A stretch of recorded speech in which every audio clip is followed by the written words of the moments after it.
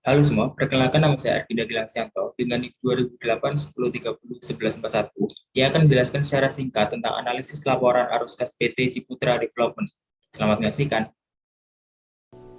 PT Ciputra Development Tbk atau CTRA adalah salah satu perusahaan properti Indonesia terkemuka.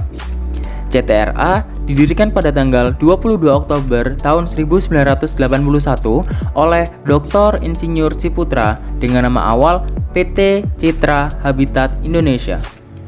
CTRA bergerak dalam usaha sektor properti dan infrastruktur sebagai perusahaan pengembang properti perumahan, pusat perbelanjaan, hotel, apartemen dan taman rekreasi, perkantoran, rumah sakit, serta sekolah dan perguruan tinggi.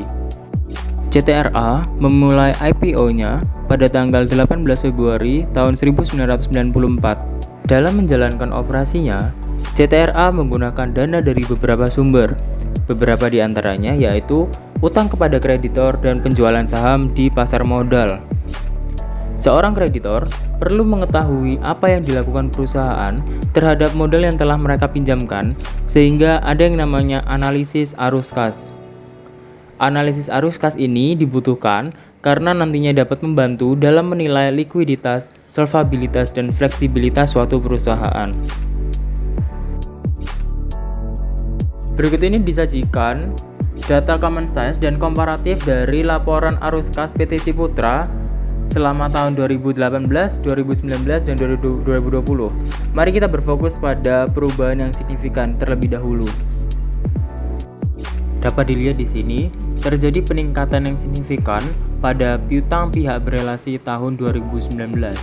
Hal ini dikarenakan pada tanggal 18 Desember tahun 2019, ICH sebagai entitas penerima utang terbesar dari Ciputra melunasi semua utangnya secara penuh.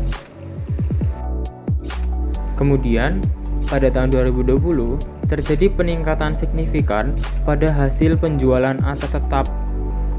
Hal itu dikarenakan properti investasi milik Ciputra berupa tanah dan bangunan pusat niaga, serta ruang kantor yang terletak di Jakarta, Tangerang, Semarang, dan Surabaya disewakan kepada pihak ketiga.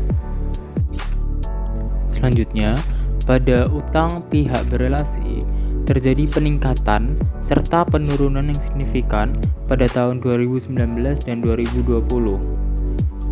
Untuk peningkatan yang signifikan pada tahun 2019 terjadi karena Ciputra menambah utang kepada PT Nugraha Prima Laksana atau NPL. Sedangkan untuk tahun 2020 terjadi karena Ciputra telah melunasi utang kepada beberapa pihak berelasi. Berdasarkan tampilan common size laporan arus kas tahun 2020, sebanyak 73% dari pemasukan kas diterima dari aktivitas koperasi, yaitu penerimaan dari pelanggan, yang mengindikasikan bahwa Ciputra sudah cukup baik dalam memperoleh kas melalui kegiatan operasi, tidak dari pendanaan. Sisanya sebanyak 23% pemasukan kas diperoleh dari pinjaman ke bank. Lalu selanjutnya, untuk pengeluaran kas tahun 2020, terbesar terjadi pada aktivitas pembayaran kepada kontraktor, pemasok, dan lainnya.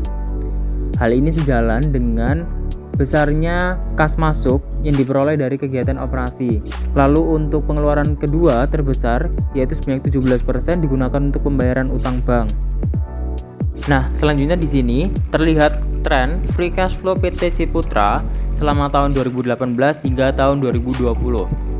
Free cash flow adalah sisa kas yang dimiliki oleh perusahaan setelah investasi dan membayar kegiatan operasionalnya. Pada tahun 2018, free cash flow bersifat minus karena pada tahun tersebut perusahaan membeli tanah untuk investasi secara besar-besaran.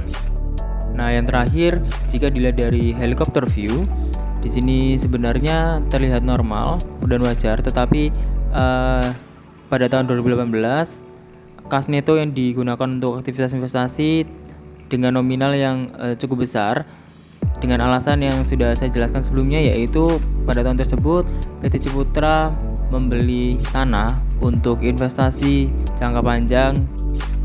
Sekian yang dapat saya sampaikan. Mohon maaf bila terdapat kesalahan dalam penyampaian. Terima kasih. Wassalamualaikum warahmatullahi wabarakatuh.